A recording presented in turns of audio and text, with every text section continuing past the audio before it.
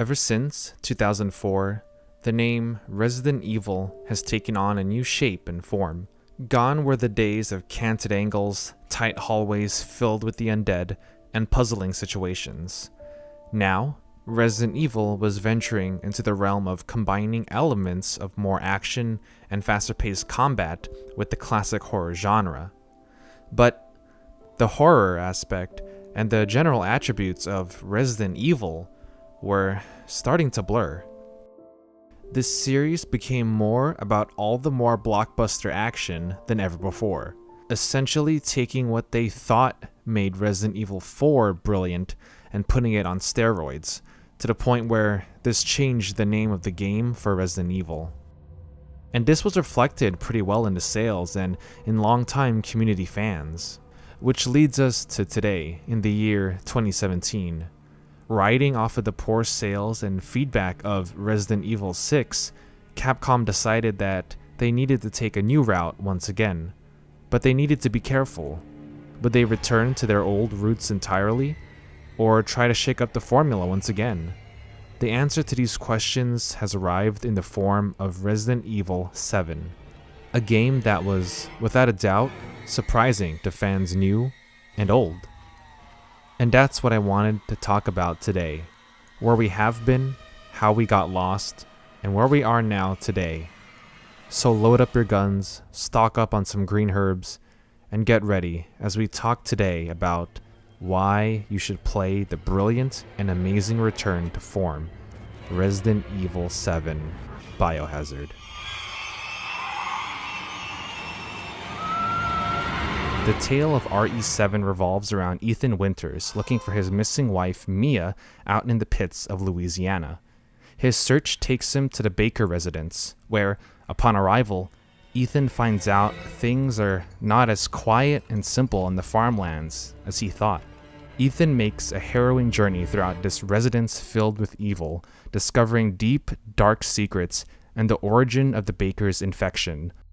The most notable change to Resident Evil this time around is, without a doubt, the change from third-person over-the-shoulder perspective to a more immersive first-person approach. This change alone opens up so many avenues for what Resident Evil can do. I know it's not new at all in the genre of horror games, but the fact that Capcom was willing to take this idea and utilize it, it was a very smart change. It felt like a breath of fresh air, without it being too much of a step back into the completely old formulas. Meanwhile, level design, combat design, game mechanics, everything was a pleasant trip back to the days of old.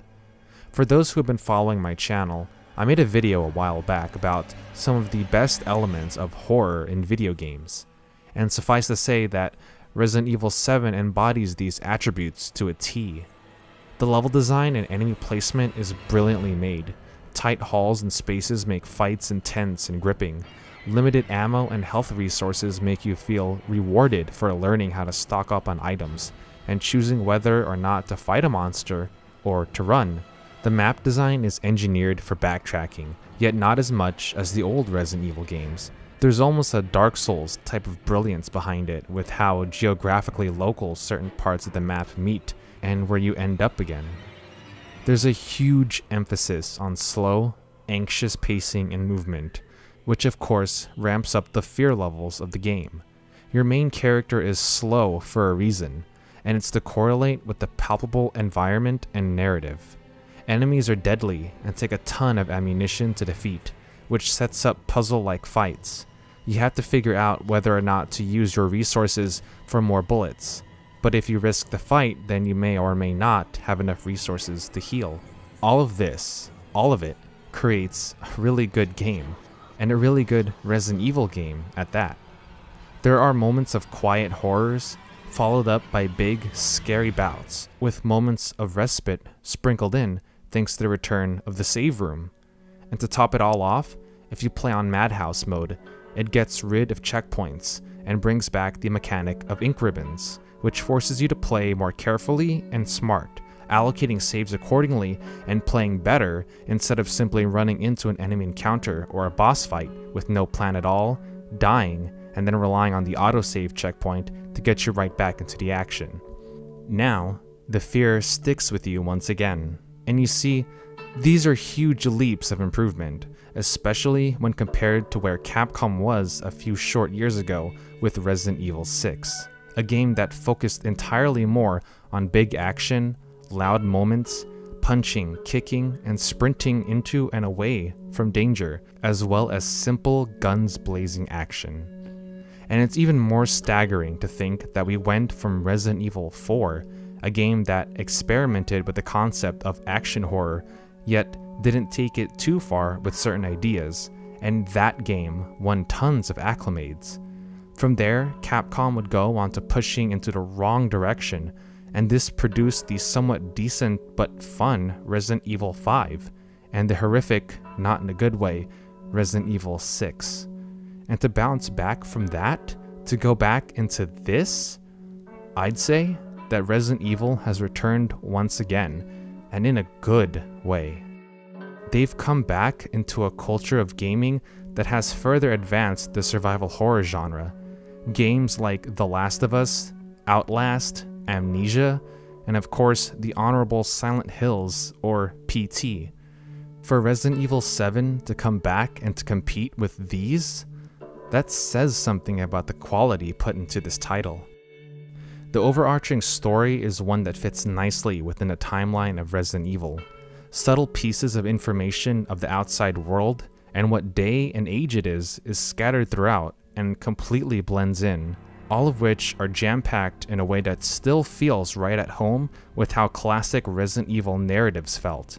There are so many moments that are just unique to this particular sequel, yet all of them also feel so familiar and nostalgic.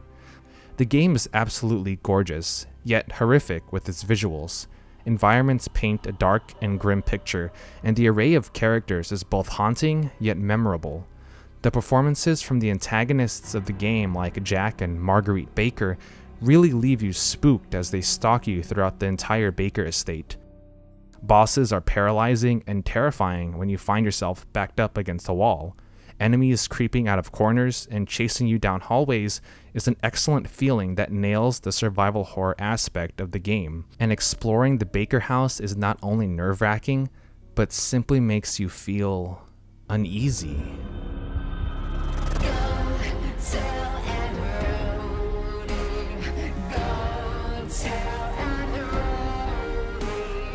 Resident Evil 7 Biohazard is not, by any means, perfect.